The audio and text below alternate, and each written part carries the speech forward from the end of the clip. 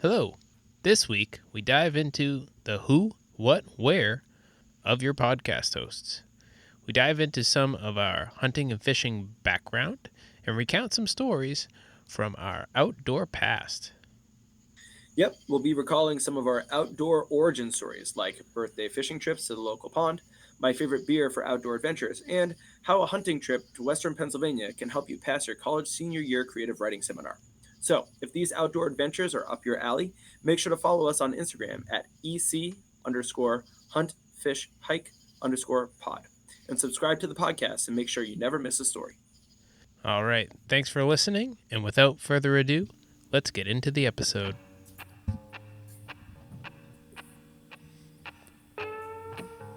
Welcome to the East Coast Hunt Fish Hike podcast. I'm Pat Carroll, hunter, fisherman, and general outdoor enthusiast. Join me and my brother Mike as we share tactics, recount stories, and plan our upcoming outdoor adventures. Welcome to the East Coast Hunt Fish Hike podcast. I am Pat Carroll, and we'll be talking a little bit about some of our hunting fishing history here. And I'm joined, as always, with my co-host Mike Carroll. Mike, say hi. Yep, here I am. Happy to be back. I'm excited for this episode. Awesome. Yeah, no, I think it should be a good one. We're going to be talking about kind of how we got into hunting and fishing and all of our outdoor endeavors. But before we get into that, I wanted to kind of push our social media handle. So we do have an Instagram. That Instagram is EC underscore hunt fish hike underscore pod. So if you're looking for any more information on the podcast, any new episode releases or things like that following along on that Instagram handle, we'll do the best for you guys. And also, with other podcasts, rating and reviewing us is always super helpful. It tells us how we're doing, as well as it's the best way to move us up the charts and extend to other folks who are like to reach out to other people.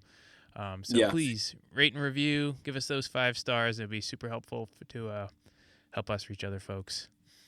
Yeah, and if you guys have any thoughts or kind of suggestions for different topics or things that you want to hear, if you're coming over here from the Required Reading podcast, if that's how it is that we're making our way into your ears, that's one thing that we've started doing, and it's been really helpful is getting a little bit of feedback as to what types of episodes you guys want. If there's topics that you all want to hear from us, ultimately we can kind of take that into consideration as we're building this thing. So yeah, let us know if there's something that you want for us to talk about or any subject matters that you want for us to dive into, and we'll add it to the list so that we can kind of stay up to date with things that you guys want to listen to.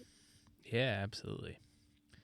All right. So before we get into our history and where we come from, I figured we could do a little quick update on what we've done outside recently.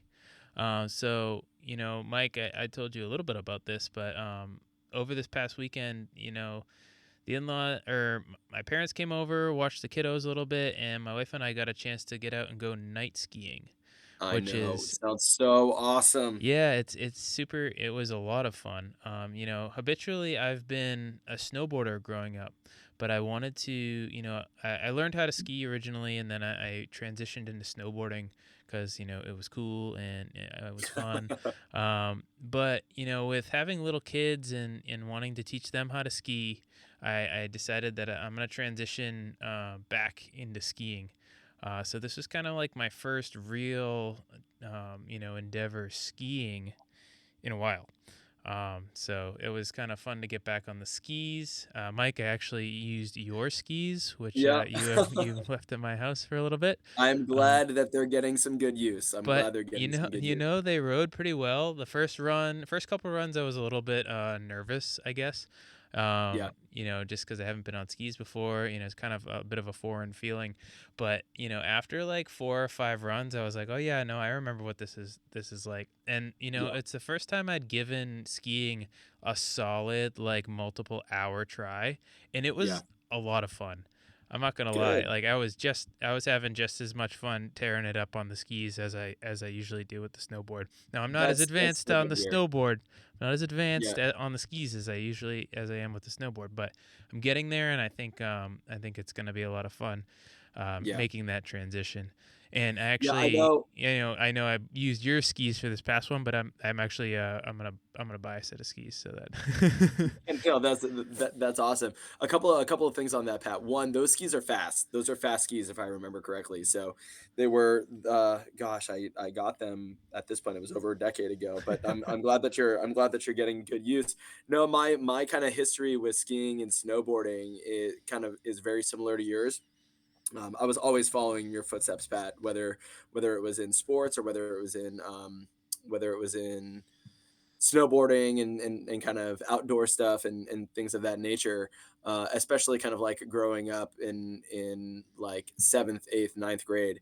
And so I started skiing first too, and then Pat got his snowboard, and then I got my snowboard, and I kind of followed the exact same trajectory that you had done. But then when I got to college, Pat, you might remember that Stephen Leto, if you're listening, hey Stephen, but Stephen Leto was from California, from Northern California, and so for a number of years, I went out and visited Stephen out in California, and we took a trip, an annual trip up to Tahoe, and we went skiing up there at Squaw for a number of years, and it was at that point that I was always snowboarding while I was out there rather than skiing, and I like that's really where I got some serious snowboarding in, and I think that as a result, I kind of took the turn and went into snowboarding a little bit more so and kind of didn't look back as much, but I can still remember my first time at Squaw, and you take when if you've ever been snowboarding, listeners out west, the Tahoe is awesome because you get kind of like up to like the top of where like one part of the mountain is, and I assumed that that was the top of the mountain, only ever skiing like Loon and Bretton Woods and Cannon Mountain, up in kind of the northeast, and then you take another gondola up like another like three times the distance that you got to the first base of the mountain, and then there's all these bowls that you end up kind of like snowboarding and or skiing your way down.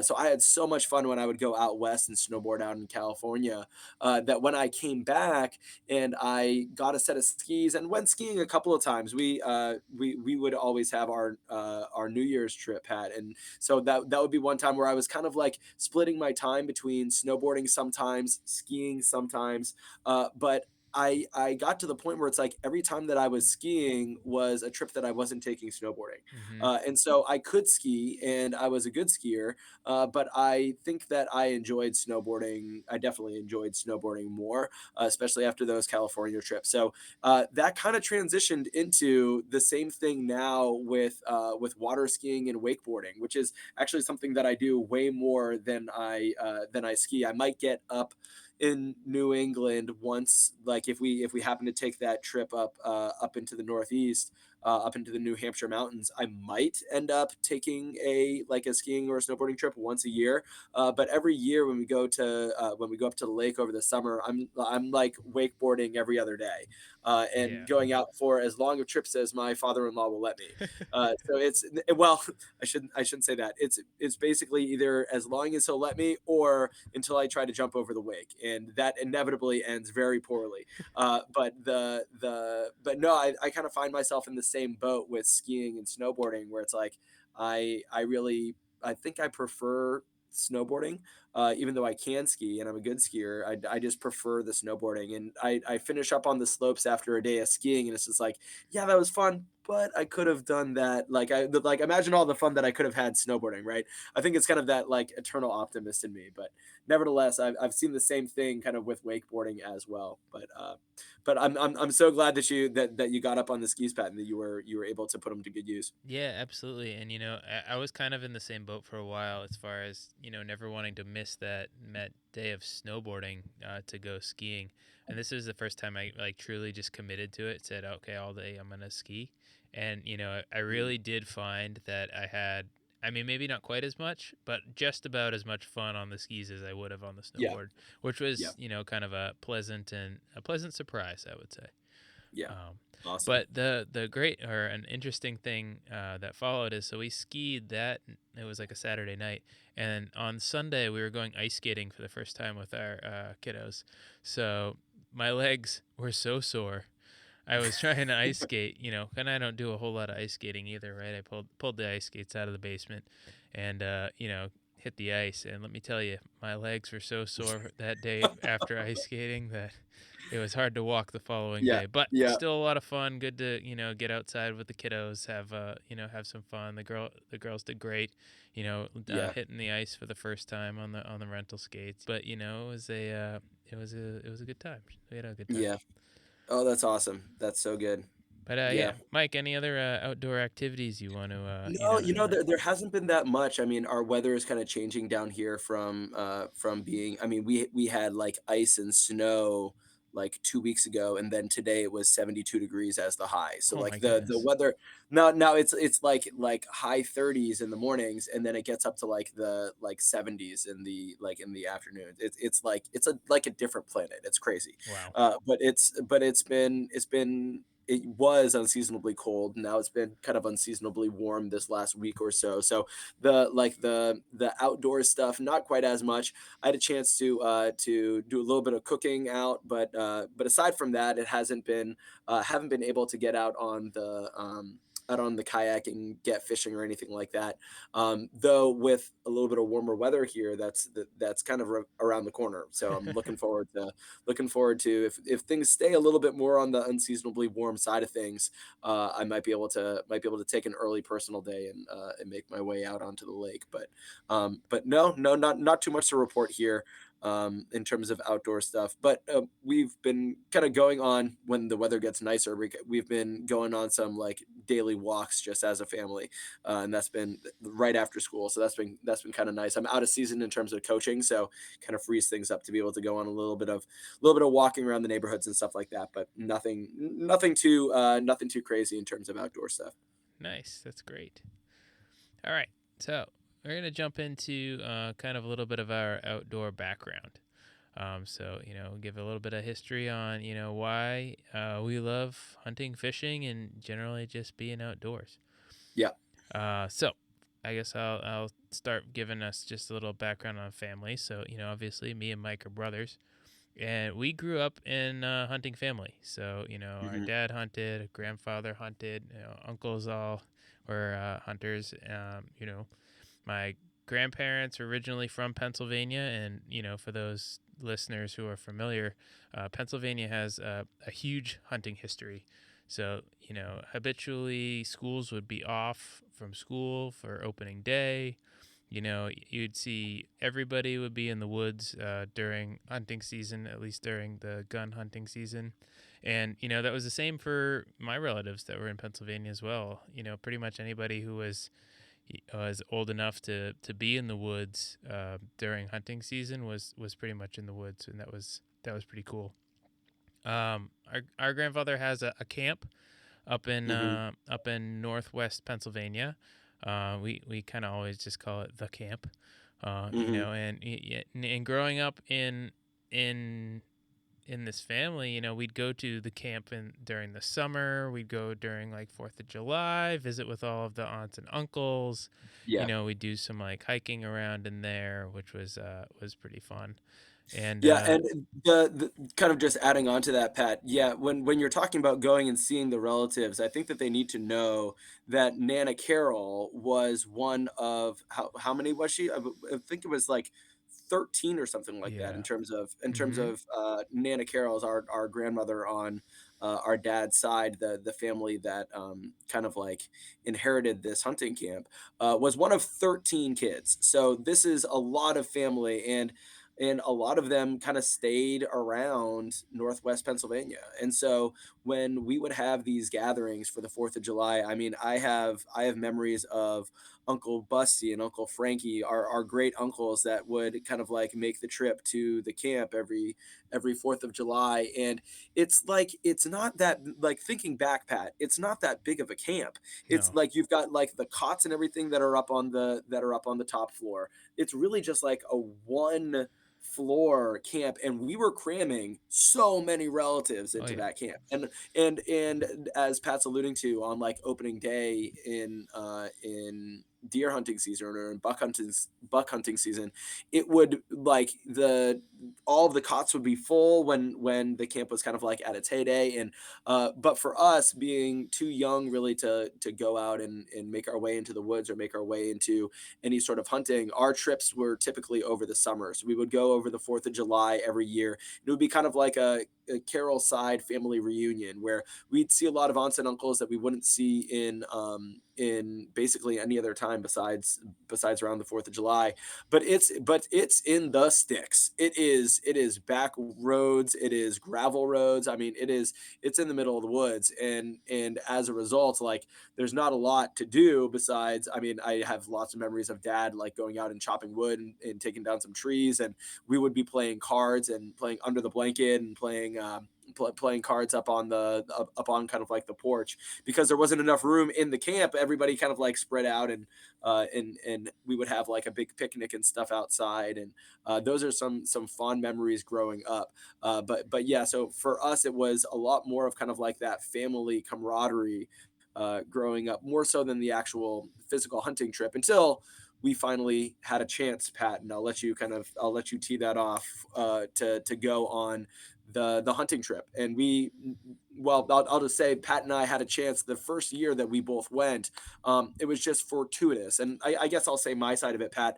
I was a senior in college that year, and up until that point, Pat had always been like competing in sports and stuff in college. I had a very brief stint on the Boston College swimming and diving team that lasted very, very shortly, just long enough for me to be able to get like the warm up gear and the sweatshirt and the bag and everything, and then I was out of there.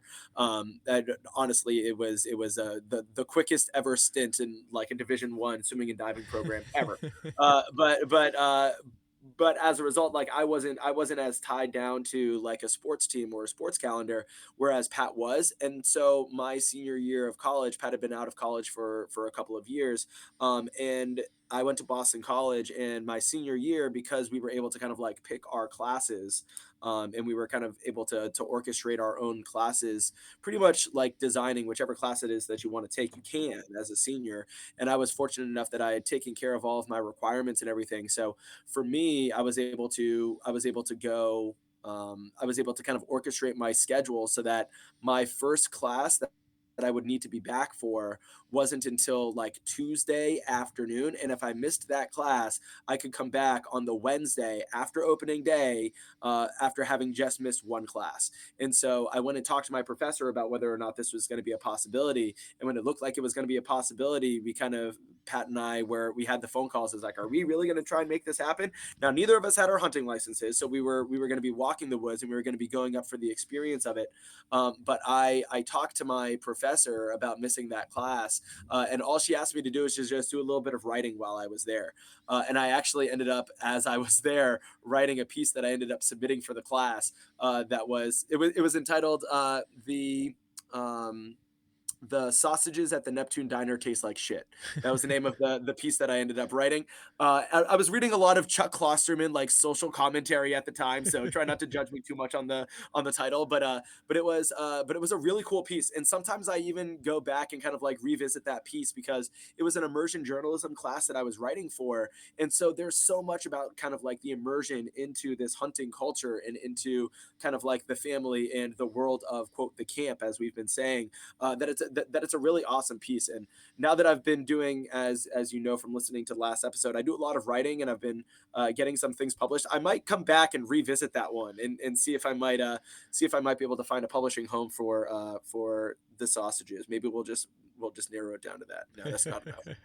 I'll brainstorm it off Yeah, air. yeah. Uh, but we could But find yeah, yeah. yeah, what was kind of your perspective on that camping trip? Or how do you what do you remember from that? Yeah, well, I mean, from that trip, I was super excited to finally be able to go on the hunting trip. Even growing up, we would always, we'd watch our dad go, right after Thanksgiving, and he'd be gone for a week, and we'd say like, "Oh man, that'd be awesome for us to be able to go." But the quote unquote rule in our family was, "Oh, you had to be able to grow a beard before you could go on the hunting trip." But once we were finally able to go, it was a lot of fun, a lot of camaraderie, Mhm. just being kind of around like the energy and the stories. I mean, the number of stories that you'll hear even over at like one dinner is just Yeah. it's just amazing, and it's a lot of fun had with family, and a lot of love for the outdoors and for hunting as well. Yeah, and that's one place where hunting and fishing kind of like really are entwined with one another, I think. And that's part of what I love about both of them is that storytelling. And as kind of like a writer, it's something that I've always loved is the kind of like that camaraderie and that storytelling aspect of it, right? Where every time that they tell the story of the deer that was shot on whichever year it was, like a couple more points are added on to the rack, right? And a couple of 10 more pounds are always added on every time that deer kind of resurges in those Hmm. stories. And similarly with fishing, it's like that fish always tends to grow a couple of inches every time that story gets told, right? And it's just because it's like this folklore almost that's wrapped up in and that's wrapped up in it, right? And I can't get enough of that. And it's part of kind of like that culture. I think that it was the name of that class that I was taking that I ended up doing a little bit of writing for was it was an immersion journalism, but it was called Writing Across Cultures. And I think that there is kind of like this aspect of crossing cultures when you're entering into something that is as unique and so rich as kind of like life at the camp, you know. So I love that kind of stuff, and so the kind of the storytelling and the folklore that goes into it. That's always something that I've loved about it. So as much as kind of like walking the woods when we were up there. So Pat and I we're kind of like walking the woods. We're pushing deer through the woods because we couldn't carry. We didn't have our licenses. And so we even more so. But there's also that aspect of like getting up super early, right? And like right at the crack of dawn in order to be able to get out to the right spots and be able to push the deer. And I love that aspect of it too. There was just such camaraderie and such like a great energy at the camp that I always wanted to go back. But then after I graduated from college, I started working down at the private school where I'm still teaching right now. And this at this point was like 13 or 14 years ago. And we are on a trimester system that always ends right on Thanksgiving. And so we're starting into our third term, or I'm sorry, we're starting into our second term right after Thanksgiving every single year. And my first couple of years, I went to our head of school and asked, would I be able to? And I even said the first time, you can take all of my personal days, all of them. If I can just take one personal day to be able to go on this hunting trip, and the answer was no. And I've always kind of been a little bit a little bit bitter about that.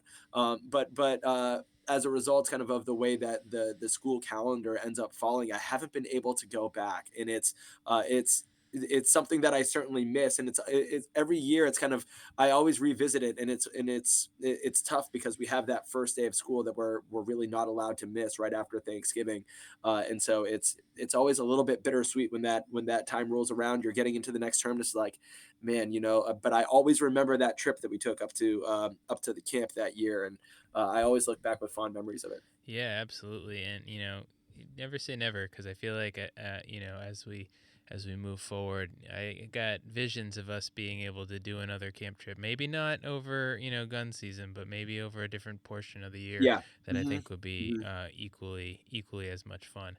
But Yeah. even outside of the hunting aspect, we'd go up there in the summers, and there wasn't a whole ton to do, right? I mean, we'd walk around in the woods, do some hiking, shoot the bow in the backyard, into a massive hay bale.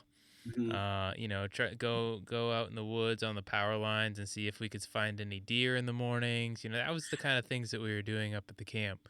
Pat, do Um, you remember do you remember the year that we were trying to start fire without any matches? I You do remember I when Pat do took us remember out into the woods? I do remember that. I remember there was a wisp of smoke at one point, Yeah. but that was pretty much as much as was going to happen that night. Oh, yeah. Yeah, and that was always dad too. Dad would take us out into the woods. We'd have, like, a compass, and we'd be he, like, considered himself this, like, blazer, this, like, cavalier Yes, that was that was he was a true woodsman. I mean, he knew Yeah. his way Oh, around the woods pretty absolutely. well. Absolutely. And he but and those, like, trips out into the woods where we'd have, like, nothing but the compass, and, but I always, it was so, like, begrudging at the time, but, like, those are things that I remember so much, and, it was it's so much fun. Yeah, the number of, like, times that we swore that we saw a deer, and it was totally just a boulder or a rock or, like, a downed tree or something like that, but in, like, your kid mind, you just think that you're gonna go out to the power lines, and there's gonna be like 30 deer that are just like all prancing around, right? And of course, Pat, you know that that's not the case Yeah, it's from your hunting excursion. certainly not the case in Massachusetts or Pennsylvania for that matter. But Maybe somewhere. Yeah. in Georgia, Pat, I saw 15 deer. No joke. I saw 15 deer when I was driving into work this morning. Well, see, there you go, Mike. You're right where the deer are. Yeah. But one other thing we loved to do when we were up at the camp was also go fishing. There was a dam Yeah. Mhm. that was close by, and I do remember some of my earliest fishing happening at that little dam. Basically, I think Mhm. we were catching sunfish, Yeah. but it was just like like a little bit of bread on the hook, and you could pretty much catch sunfish all day at that one spot. Yeah. Which when you're a little kid, that's about as good as it Mhm. gets. Yeah. So that was really kind of what started off, a love of fishing. I mean, honestly, I think that we started going fishing one because it was something to do, but also because it was like pretty much free. You Yeah. get as a kid, you get your rod, and you can kill an Mhm. entire day's worth of time just for Yeah. just by hanging out by a pond or the dam or a river and trying to catch a fish. And I mean, it And was perfect. yeah. Yeah, and that's kind of something that it's not entirely like untrue even now, right? I Mm-hmm. mean, that's part of what's really good about hunting and fishing and kind of outdoor sports. It's something that I kind of love about it is that the entry fee is very low. You can go to Walmart and you can get yourself a $30 rod and a couple of lures, and you can hit the lake and you can catch yourself a fish. Now, it's one of those things where certainly the more money you put into it, you end up kind of like bettering your equipment, and you can find yourself being more successful, finding equipment that you like, finding equipment that you find a little bit more reliable. But the same thing kind of goes for hunting, right? You can get yourself a compound bow that's not all that expensive. It's not going to break the bank too much. And yeah, you can go and get trail cams. You can add on to that, and the list goes on and on and on, both for fishing and for hunting. But like the entry fee, the entry ticket, you can do it for not all that much money, which for our family was kind of the golden ticket to kind of get us started with it. Yeah, absolutely, and yeah, that's definitely the case. Yeah.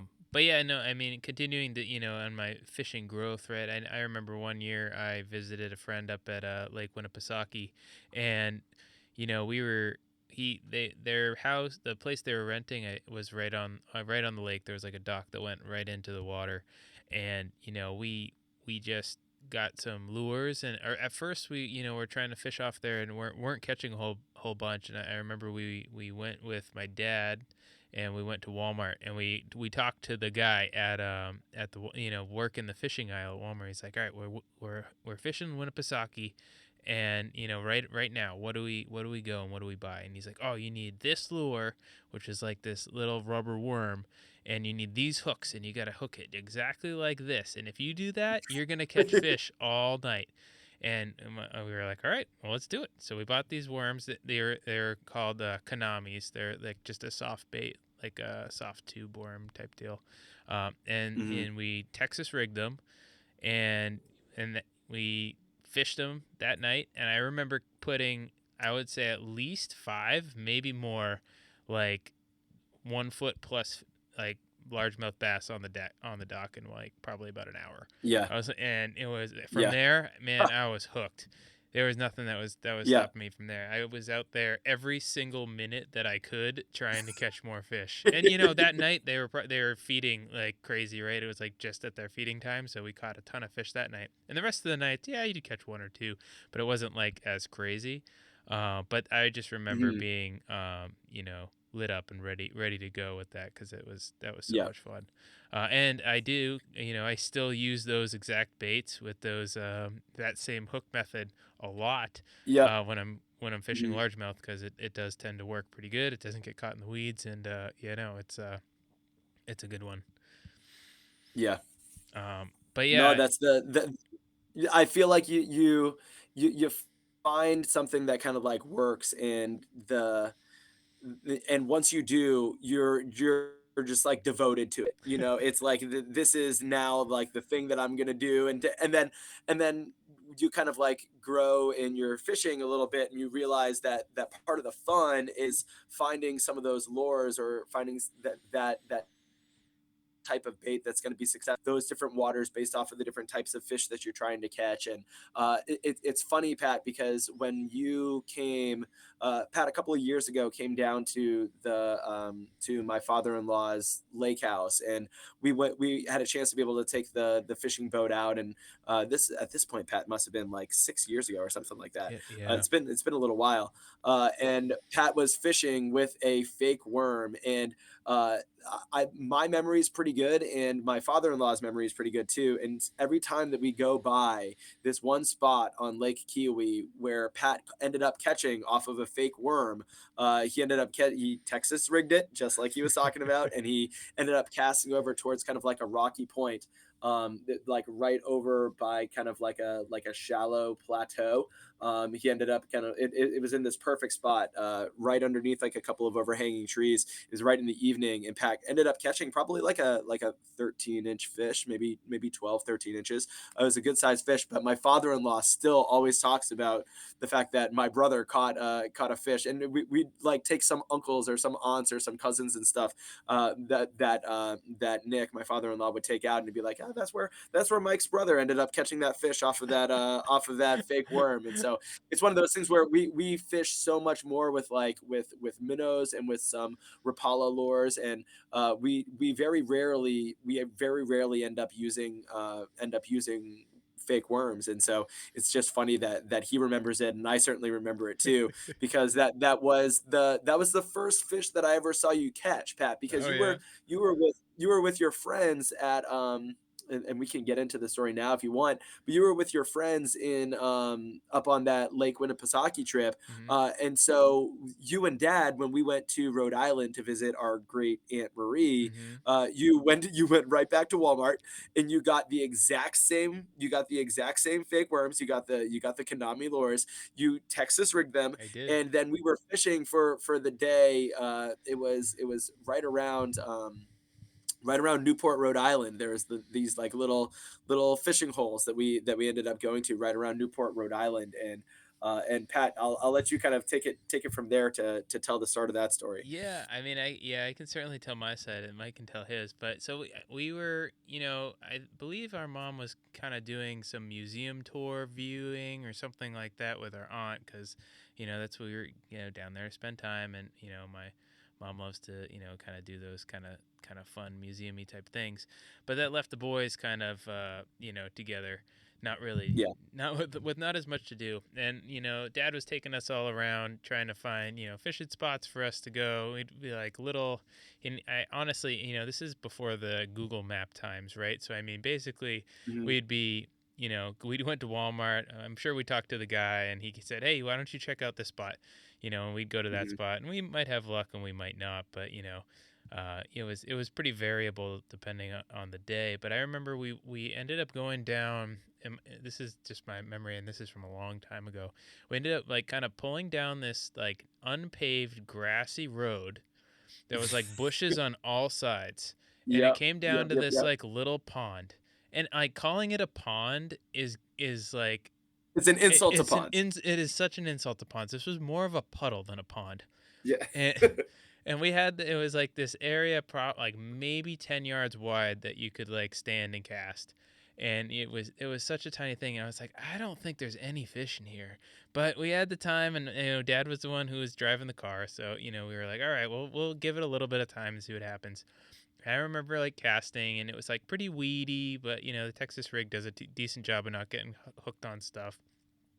Casting and casting, and all of a sudden my line gets stuck, and I'm like, oh, crud. It's stuck on either a log or a bush or something. So I'm like yanking on this thing, set the drag Yep. as hard as I can, trying to free the lure from whatever weed is happening. And like Dad's like, oh, did you get it stuck again?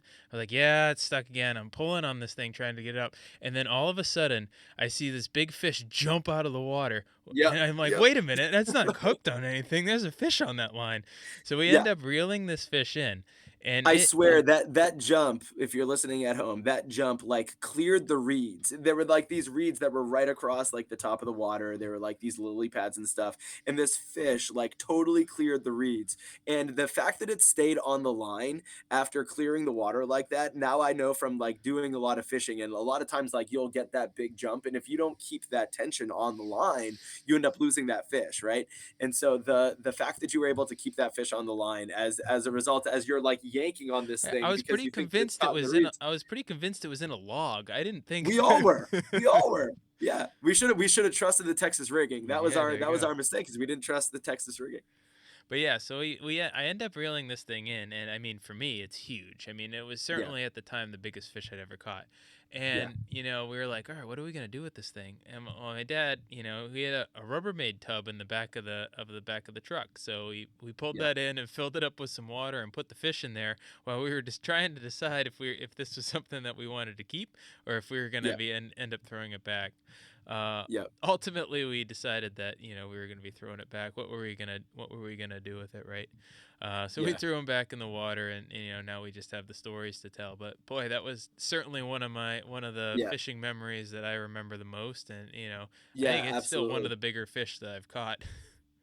Yeah, and it's cursed me though, Pat, because now there are lots of times where I'll be bringing my like lure through like a reedy patch or like through lily pads, and my lure will end up getting caught on something, and I always have in the back of my mind it's like, oh, but it could be a fish, because I remember that story when Pat was fishing that tiny little puddle, and you definitely caught the biggest fish in that puddle, by Oh the way, yeah, Pat. that That was that's that was I mean it was sizable. I remember it took up the better half of the bottom of that Rubbermaid, but it was a good sized fish, and of course I ended up catching one that was like puny in comparison. I mean, we're talking like slightly bigger than the lures that I'm now casting at like 20 yards is the fish that I had caught, and of course Pat's standing over there with a Rubbermaid full of a massive fish, and but it was still one of those things where it's like we're left with the story, uh, and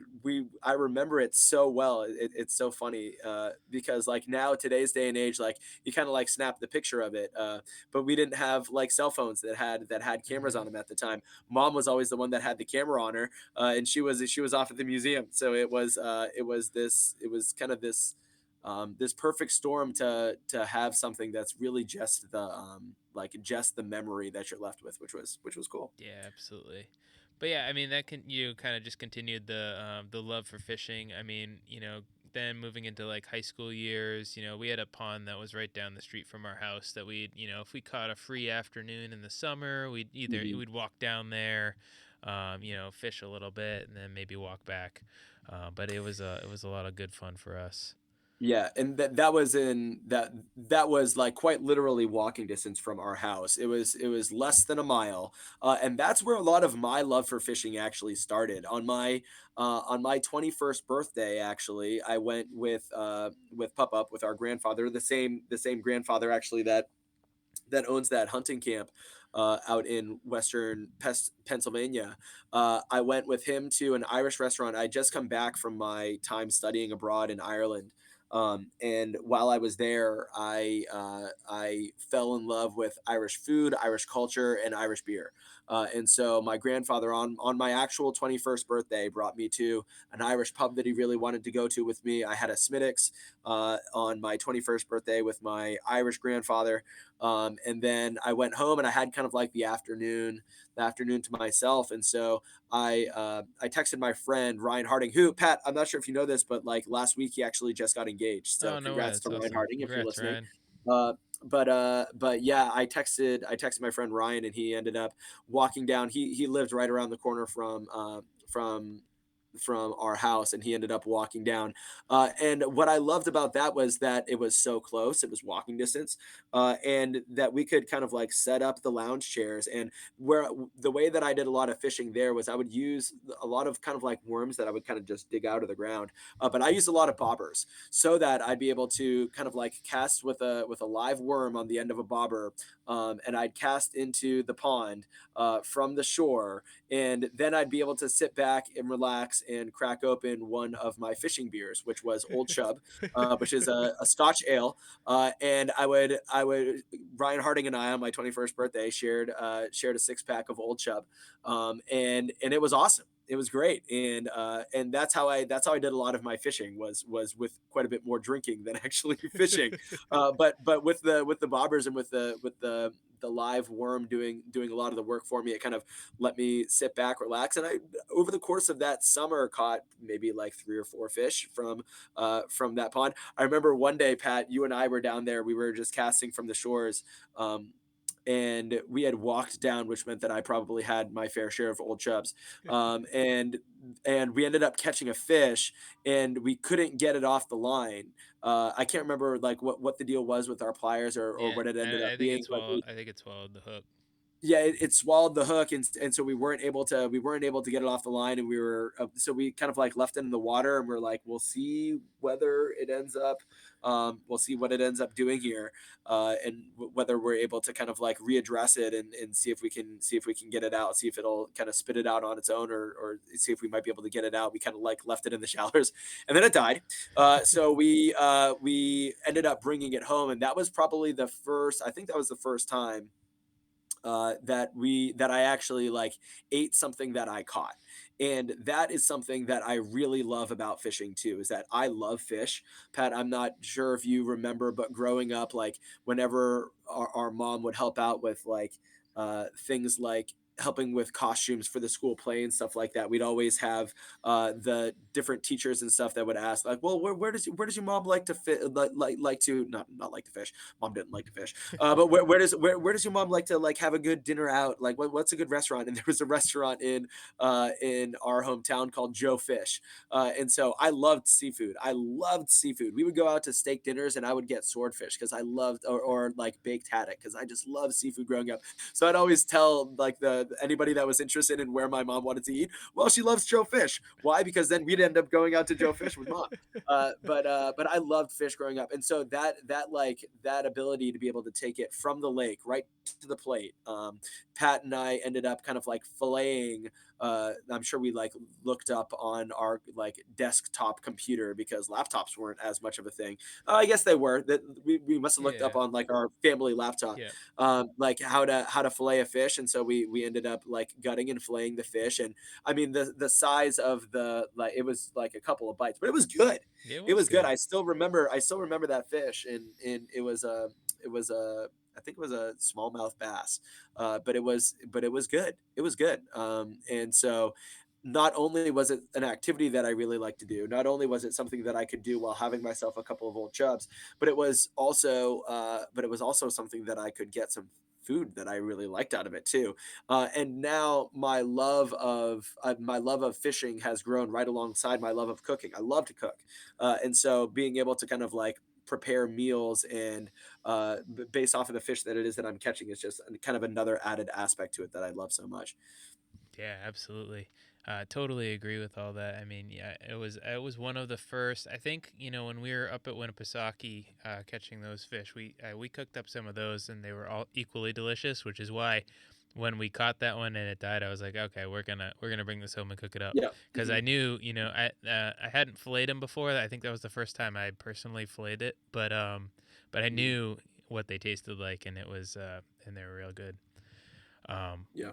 But yeah, moving into, how I fish now. I have a lake that right by my house, probably about a half mile from our house. So sometimes when I get a free minute, I'll take either the kayak or canoe down to the lake. Paddle it down to where there's some lily pads, and then do some fishing. Usually a lot of largemouth in the lake near me.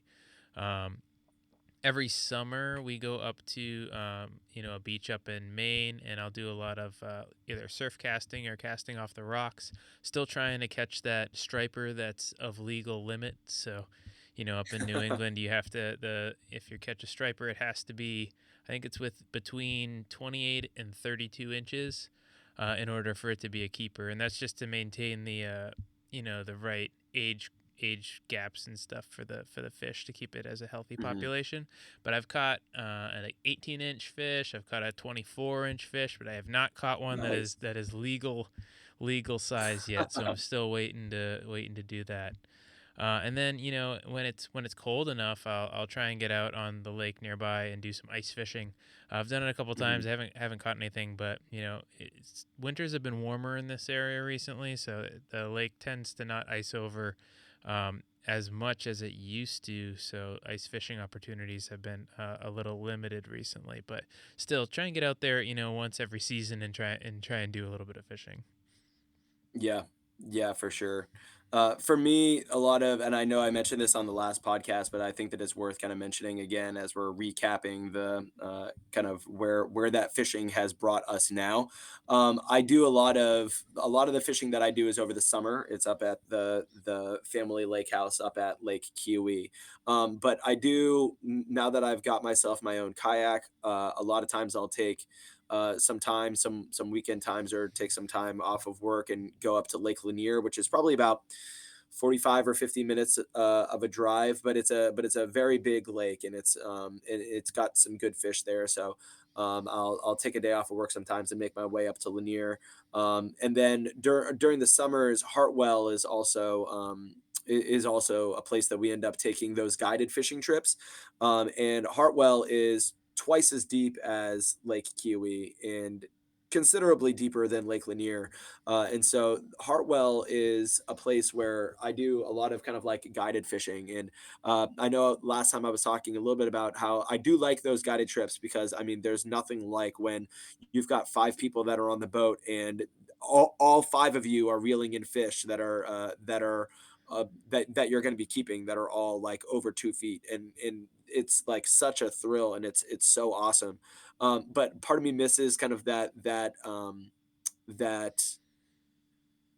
seeking out that adventure of kind of like finding that fishing hole and finding that right coast and finding that right kind of like rocky shore to be putting the right lure into. And so I haven't had any opportunities to fish on Lake Hartwell on my own. But I think that that's going to be kind of like one of my goals for this upcoming spring and making my way into the summer is to get the kayak up there so I can do a little bit of fishing in the deeper lake. And man, that thrill of being able to pull one of those fish up right onto the kayak is definitely alluring to me. But a lot of the fishing that I do a lot of trolling behind the kayak, and you can kind of get it going at 2.5 miles an hour or so, which I think is kind of that perfect trolling speed. And so I find that I end up catching most of my fish as I'm kind of just trolling my way along the coast from one spot to the next. And I really love casting and retrieving because I love that feeling when you cast and you end up hitting that fish, and it hits as you're actively reeling it in. I like trolling too, but just that process of casting and retrieving is just so much fun. And so I have found that I've caught a lot of fish trolling in between the spots, and I'm not gonna knock it. A fish is a fish, is a fish. Yep. So I'm not gonna knock it, but I do love casting and retrieving. It's probably my preferred method, and I like being in the kayak. My father-in-law will take us out on his fishing boat. He's got a beautiful Scout fishing boat that he'll take us out on. Um, and there's no replacement for the accessibility that you get when you're on a fishing boat, right? and you can go to spots when you put in the morning at 5 o'clock in the morning or 6 o'clock in the morning, and you're trying to kind of put out and spend your day or your morning at least fishing, you are still limited with how far you can paddle and where it is that you can go. But when you're in a fishing boat, you're not as limited. If you want to get to the other side of the lake, you can. And so there is an aspect of that that's really nice in the fishing boat. And so as much as I do love the kayak fishing, I do sometimes like when my father-in-law ends up offering kind of the boat in the morning, and he's offered for me to take it out on my own. I don't feel super comfortable with that just yet. That'll be maybe that'll be another one of my goals this summer, is to take the fishing boat out on my own. But the accessibility that you gain from being in a boat obviously is huge. And someday maybe I'll own my own fishing boat, and that'll certainly make things a lot easier. Um, but we're starting small. We're starting with the kayak, and it's been a lot of fun. Um, and so yeah, lots of casting and retrieving. But I wanna get on the Chattahoochee. I am less than a mile from the Chattahoochee River, and I have a close friend of mine that started working at the private school where I teach the same year that I did, and we both we love kayaking, love outdoor sports. I've had lots of canoeing trips. Now, actually, as I'm thinking about it, there's a canoeing trip that's bound and ready for this podcast at a later date. Pat, I'll have to chat with you about it off air so that we can Yeah. find the right spot for it. But man, Perfect. oh my gosh, I've got some canoeing and kayaking stories that I hadn't really considered as much for the podcast. But there's definitely some outdoor stuff that goes into that. But I've got lots of kayaking and canoeing stories that not to be bringing up like the like a teaser or a spoiler or anything like that. But I want to get out on the Chattahoochee. It's an awesome river. It's got awesome fish, and I'm a mile from it. And so every year when I'm taking these personal days from work to go and get out on the lake, I know my spots on the lake, and I know lake fishing a little bit better than I know river fishing. And so I find myself like not wanting to lose. It all comes back to the snowboarding that we were talking about Right? before, Pat.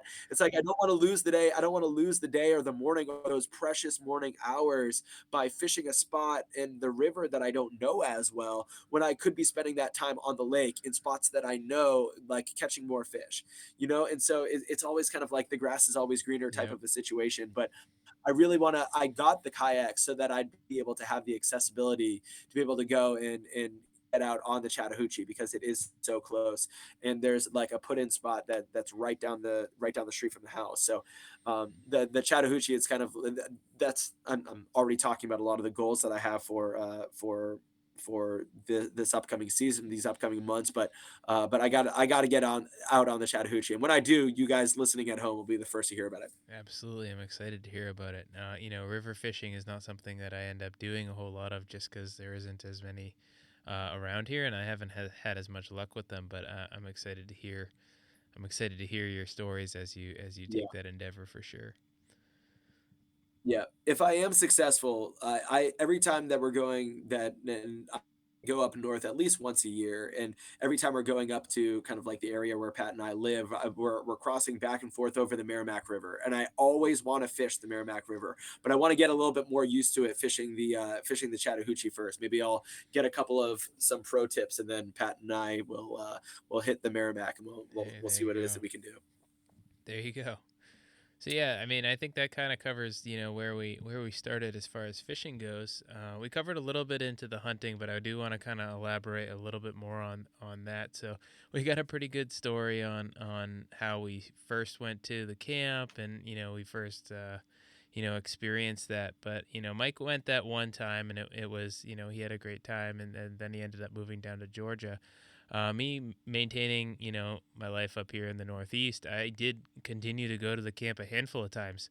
After that Yeah. first year, when I didn't have my license, I kind of determined that it was something that I wanted to do. I enjoyed the camaraderie and the experience enough that it was something that I wanted to commit to. So I ended up getting my hunting license, And, I went back there for an additional, the next 3 years.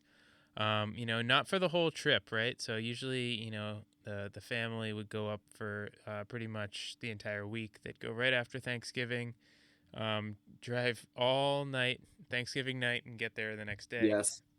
Um, and what I would usually do is I'd make that drive with them, and then hang around over the weekend, maybe hunt the first 2 days, and then I'd fly back home, because Buffalo Airport wasn't too far away, so I'd get a first couple of days of hunting, and then fly back home, so I didn't end up taking up too much time from my job. Um, but it that time in the woods and being in the tree stand, for the first time was exciting. Walking into the woods by myself, and not being able to see anything and not knowing what's going on. That was pretty wild. Um, but I think that it really started to show me that it was something that I loved. But one Hmm. aspect of it that was different, being it with a whole bunch of other guys who had a lot more hunting experience, is that they would kind of tell me where to go. So it'd be like, all right, you're going to sit here and this is where you're going to hunt today. Or this one, you're going to go over here in the afternoon and this is where you're going to be. Like, I didn't really have any say in where I was going, which at the Yeah. time, Hmm. made sense, right? I didn't really know what I was doing. I didn't really have a lot of experience as far as hunting goes. I was more like, well, these guys have been hunting for 20, 30 years. They clearly know where the best place to be is, so I'll just listen to them.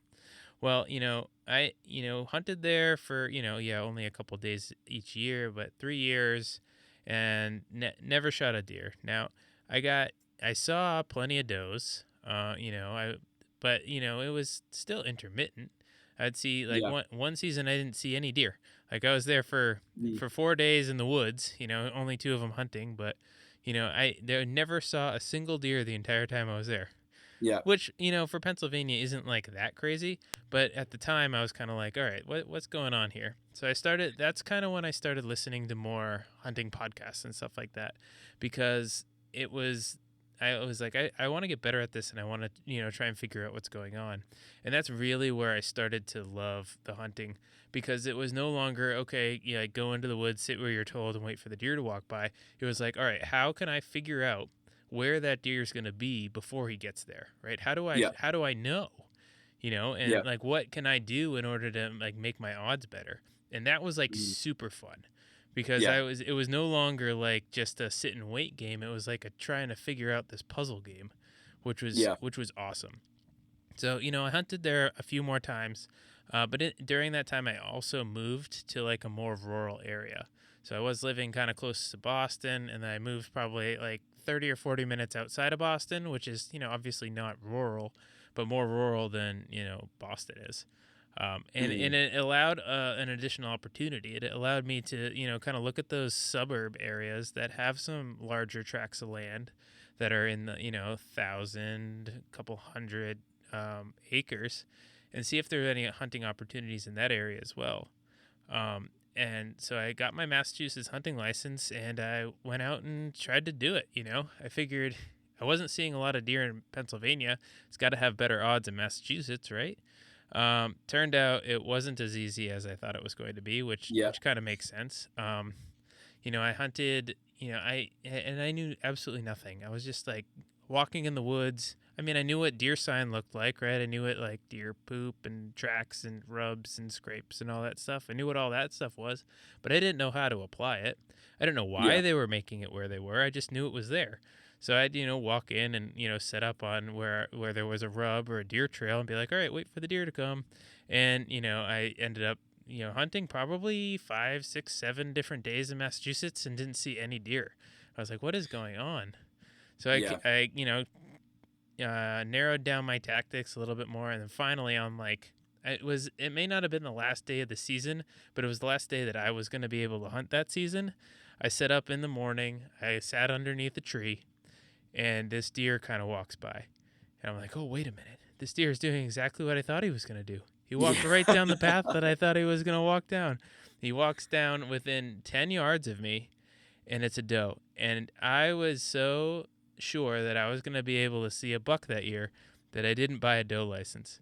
So this deer is Oh my about 10 gosh. 10 yards away from me, and Oh he my gosh. easily could have taken a shot, and I let it Yeah. walk right by because I didn't have a license to be able to Yeah. harvest it. Mhm. But that was what kind of set my things in motion because I did the homework. I figured out how these deer were going to Yep. be moving. I figured out Yep. how, Yep. Yep. where I needed to be at what time of year and everything. And the deer was actually there. Like I figured Yeah. out the puzzle, and that like vote of It's the confidence. "I knew it." It's that Exactly. "I knew it" moment, and Exactly. that's the difference between, like, hunting out in Pennsylvania and being told to, like, go to this spot and stand in this spot or with this tree stand or whatever it happens to be, and, like, waiting for somebody else to be right, and you being able to say, like, "I knew it. I was right," and that's part of what the kinda, like, the sport is all about, and that's why that's what kind of like keeps you coming back. It's those moments. It's almost like euphoric that you're able to kind of like predict, and when all of those pieces of the puzzle that you're talking about end up aligning in such a way that you're able to kind of like reap the benefits from it. I mean, that is when it's a hard feeling to top, and so I can totally understand why it is that you got hooked in that moment. Oh yeah, absolutely. And that was, I mean, really, that was kind of the hooking moment. Like I was, it was fun before, but like when you get that like validation that what you're doing actually works, that was really kind of the cincher for me and really what committed me to really loving hunting. Yeah, and in like the to kind of draw a parallel or draw a like an analogy that some listeners at home might kind of be able to relate to in the growing world of like sports betting. Like if you're placing a bet on sports or something like that, and you've got this feeling that a running back is going to go off, or if you're betting on a football game, or that you've just got this feeling that a goalie in hockey is like really hot and that they're not going to let in many goals, and so you want to bet the under in the hockey game, or you want to end up betting like the either a player prop or like betting on a team to cover the spread or something like that. It's like you've put the thought and the work into kind of figuring out what it is that you think is going to happen, and then when the result of the game that you've got no control over whatsoever, but when the result of the game ends up falling in the favor of kind of like the better, it's a similar, I can imagine, like euphoric high where it's like this is like I knew it, and it's just one of those things that it's that feeling that you were right. It's Yeah. it really is almost like that primal. It's almost that primal. It's almost that Mm-hmm. basic. Oh yeah. Um, Matthew McConaughey actually in his he's done a couple of like interviews and stuff, and he talks a little bit about like sports gambling and his time sports gambling, and he talks about that moment of like the I knew it moment, and I always think back to that when it comes to hunting and fishing, because there's a similarity there. Like you knew it, you were able to put the pieces together, and then that deer walks by and it's 10 yards in front of you, and so it's validation and it's vindication, and it's such an awesome feeling. Yeah, no, it was really awesome. And then, I kind of took the learnings from that and moved it into, the following seasons, increasing the gear that I'm using, increasing, my general knowledge of the area, and was eventually able to harvest a really good buck a few years after that, which was Mhm. obviously, I'm sure we'll get into that story at some point, but Yeah, a it story was for another really, yeah, podcast. A story for exactly. another podcast and for another wheelbarrow. Yeah, yeah, exactly. That's definitely true. No, that's a good story. But yeah, yeah, that's kind of where we're at. I mean, you heard my season recap this year. It wasn't exactly what I wanted it to look like, but I learned additional things this year that I didn't know previous years, and I'm excited for an additional, for a 2025 hunting season. Can't wait for September to get here. Yeah.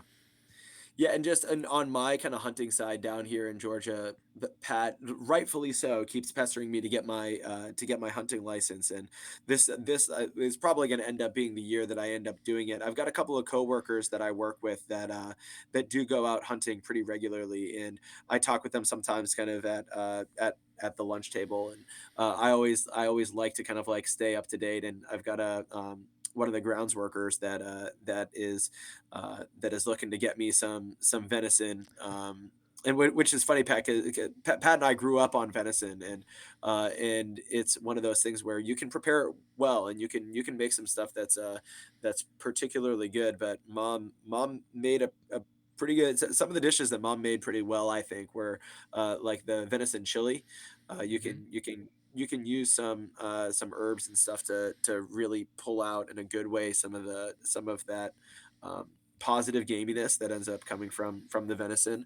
Venison meatloaf's pretty good too, and I'm sure we could spend an entire episode just talking about kind of like the foods that end up coming from it. But I've got coworkers that go out hunting very regularly, and so as that pressure comes, and Pat kind of continues to keep the pressure on for me to get my hunting license. I'm sure that it's right around the corner. But I haven't done as much hunting, a lot more fishing, but not quite as much hunting. Yeah, we'll do it soon. You'll do Yeah, it. I know you will.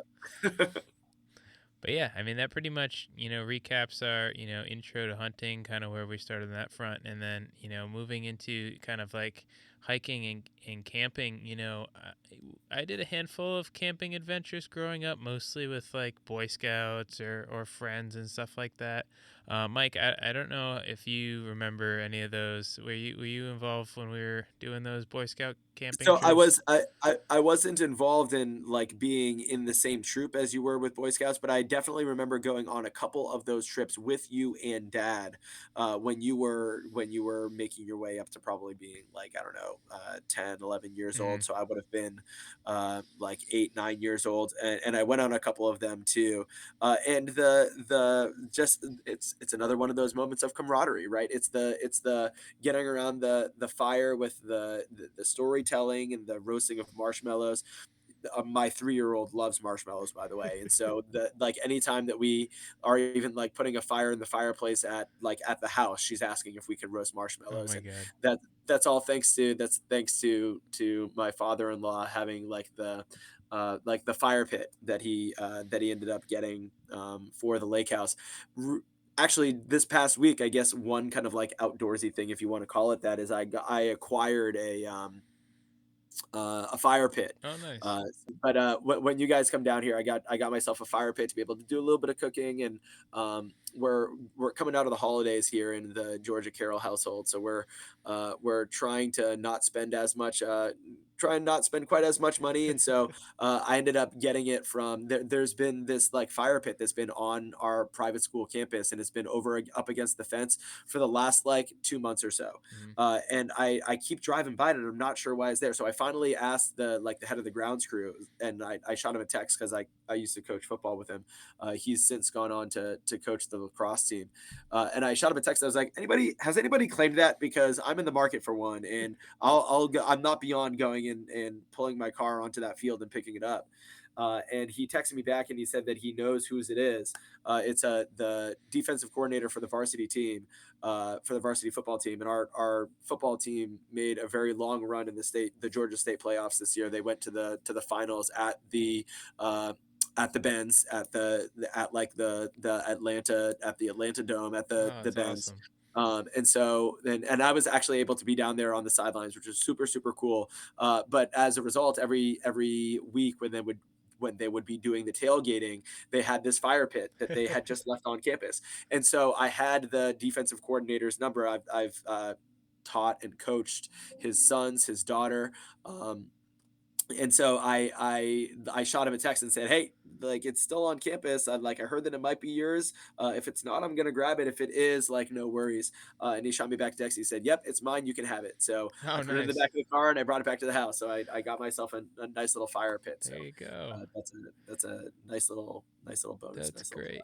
But yeah, I would say, outside of those little camping adventures, I mean, I think we might have gone hiking one or two times growing up. Like, not a huge hiking family. I think I remember like maybe one time doing a little hike in New Hampshire. More of like a nature trail with like on like a little bump of a mountain. I don't think it had much for a. I don't think it had much for much altitude, but really when I started enjoying hiking is I did something called I did something called the GMAC, which is a Green Mountain Adventure Challenge, which is really where I got my intro to hiking. So this was like a thing in Vermont, and basically it's kind of like a scavenger hunt mixed with hiking. So you kind of like you start off and they give you like a clue, and then you like walk to this other part of the town, and they like you figure out like, oh, that clue means I need this number, and then you take that number and you plug it into some equation, and it gives you like the coordinates to another place. Super cool. It was Super so cool. much fun. We did it with a group of a couple of our friends. So it was like two couples doing it. But in the process of doing that, right, there's like a handful of hikes that you do. So like one of the coordinates Mhm, that they give you is ends up being like the top of like a mountain basically. So then you got to hike up to the top of the mountain and kind of like look around up there, and then there's like a treasure chest that has like a note in it, and then you get that note and it sends you to the next thing, right? mhm. But in doing that, I realized, like, in hiking doing some of the hikes there, I really realized how much I enjoyed hiking, just like being in the woods. And like, Mhm. it's kind of against what I would think as far as like things I enjoy. Like, previously hiking, I'm like, why am I just walking in the woods? It doesn't seem like it'd Yeah, be a whole lot of fun. But like, for whatever reason, I really, really enjoy it. So I took yeah. like what I enjoyed from that and like moved it into hiking because there's so much good hiking in New Hampshire. I decided we would do like a little hike. It was only like a 3 mile loop. It was called the Welsh Dickey Loop, and this loop is like it's not long, but it's like a relatively strenuous hike. So you got Yeah. some like Mhm, hand over hand type of deal, and there's really nice views at the top, like overlooking all the White Mountains. There's like an area where you're walking kind of like on top of a cliff, for lack of a better word. So like mhm. probably about 5 feet to your side, there's like a 200-foot drop off, which is like Yeah, super cool to be able to like basically stand on the edge of a cliff and like look out over the White Mountains. And that was like truly amazing. And yeah. from there, it just kind of escalated. Starting to do bigger hikes, more hikes like that. I don't know, Mike, have you been doing much hiking in Georgia? Kind of, yeah. The Appalachian Trail ends up coming down kind of like to the North Georgia mountains, and it's it we love North Georgia. Catherine and I, and we've taken the kids up there. North Georgia is part of my heart is in North Georgia, particularly a couple of towns up there. Helen, Georgia, does an Oktoberfest every year, and so and we've been doing this now for almost like a decade. Every year at the last of my football games, like win, lose or draw, Catherine and I always used to go up to Helen, Georgia, and so now we haven't we with my son being born this past year, we haven't had a chance to be able to go up to. We didn't have a chance to be able to go up to Helen, but we love North Georgia, Dahlonega, Helen, and there's some hiking and stuff to be done and some camping and stuff to be done around there. There's also a couple of hikes that are that my in-laws really like going on. So there's Winder National Park is an area that's really kind of like you're talking about these like 3 mile loops, right? There's like 5 and 7 mile loops, and it's not all that strenuous. It's relatively flat actually. And so we've gone out there with the in-laws, and then we'll like come back for like a nice lunch after that. Table Rock is a mountain that's kind of like driving distance. It's less than an hour from the family lake house, and that's in South Carolina. So we've gone to Table Rock and done kind of like as a family, kind of like extended family. Gone up to Table Rock. The Chattahoochee Reserve, again, it's not strenuous, but there's like lots of really nice kind of like paths and walking that's right along the river. But that's the thing is that all of these, whether it's Winder, Table Rock, Chattahoochee, like there's always water that's right there. And as Hmm. I'm walking, I keep looking over at the water and being like, I want to put my kayak in there. I want to go and I'm like, I want to be casting along that coast over there. So it's almost like I do like being out in nature so much, but when it's so close to the water, it's like, dang, I just know that the fish are waiting for me in there. And so every time I'm going on these hikes, it's like, nope, I make a plan to come back. Like I gotta come back. I gotta fish that spot. Oh yeah. And so I think that in a lot of ways, it always comes back to the fishing for me. But Yeah, for sure. Um, for me, doing those little hikes really just opened up the appetite for bigger hikes. So we after the intro and doing some 3 mile hikes, we pushed it to more 5 or 6 mile hikes. Eventually, we made our first did our first backpacking trip. Hmm. Taking our gear, and we were like so underprepared for that. I was like, yeah, sure, we can bring our tent up to the top of a mountain and camp up there, no problem. Yeah. We borrowed like my wife's sister's old backpacking backpack, which was super heavy. We pulled like a dome tent, like one that like you use for truck camp, like car camping, instead of like using a backpacking tent. It was like my pack was super heavy. But it Yeah. was still, even with all that, it was still, that's probably a story for another day. But Yeah. even with all that, it was, super fun. And we eventually, after that, decided we would do the Presidential Traverse, hiking all the, Mount Washington, Adams, Monroe, it's a whole line of mountains in New Hampshire, all over 4,000 feet, and doing, backpacking along the way, which was a lot of fun. And now having kids, we're starting to move into experiences with the kiddos, Yeah. hiking with the kids, camping with the kids. We were able to be able to take my oldest camping with us. That first camping was a bit of an experience. Maybe not the best, but we were able to get a night of camping. And then once my youngest was born, we also took her camping. And Yeah. that was a little bit more of an enjoyable camping experience. But starting to get the little ones outdoors, and showing them all the reasons why we love being outside. Yeah, I think that our youngest is still too young to be able to go out there and be camping with just yet. But I think that is kind of like the next step for us. I know that our neighbors have kids that are right around our same age as our little ones, and they took a like a camping trip up to the North Georgia mountains, and they ended up actually coming back at like 2 o'clock in the morning because Oh the yeah. weather turned unexpectedly. There was a thunderstorm while they were up there. They were there with little kids, and they were like, "Nope, we are not doing this." So they packed back up and they came right back home. And so they've kind of, I think, made us a little bit skittish to to get the kids in kind of like into camping quite as much. But Yeah, for it's a us, I would say that the first time we went to a spot that was like 15 minutes down the road. So if we needed to bail, it was like, yeah, all right, we that's the we way to can do it. we can get home pretty quickly. Like it Yeah, wasn't or really or too or big. the other thing that I've heard some kind of like family members, or not family members, but some close family friends do, is they'll buy the tent and then they'll put it up in the backyard and Hmm. do kind of like a little bit of kind of like a camp.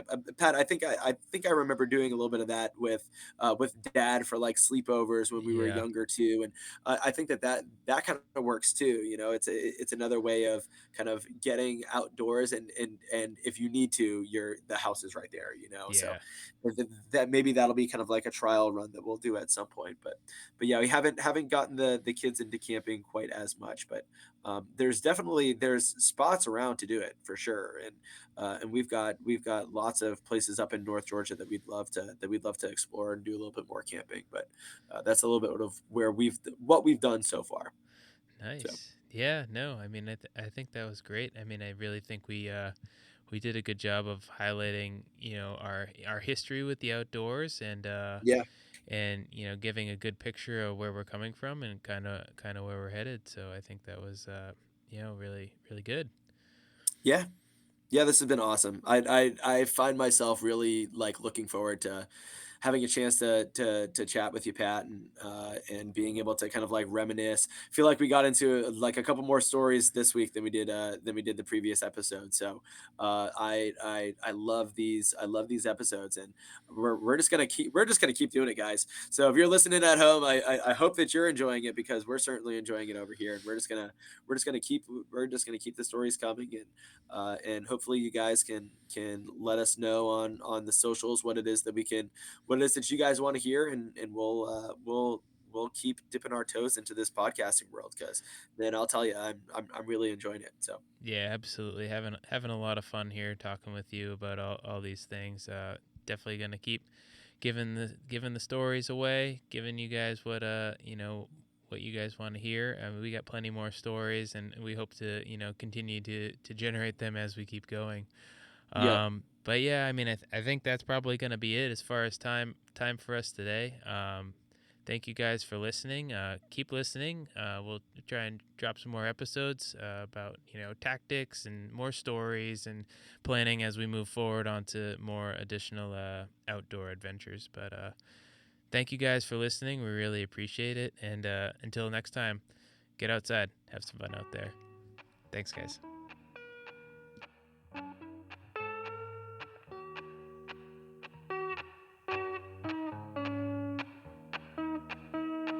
Thanks for listening to the East Coast Hunt, Fish, Hike podcast. If you have questions, comments, or have an idea for an episode, feel free to follow us and reach out over social media. Don't forget to rate, review, or tell your friends about the podcast. And until you hear from us again, get outside. Have some fun out there.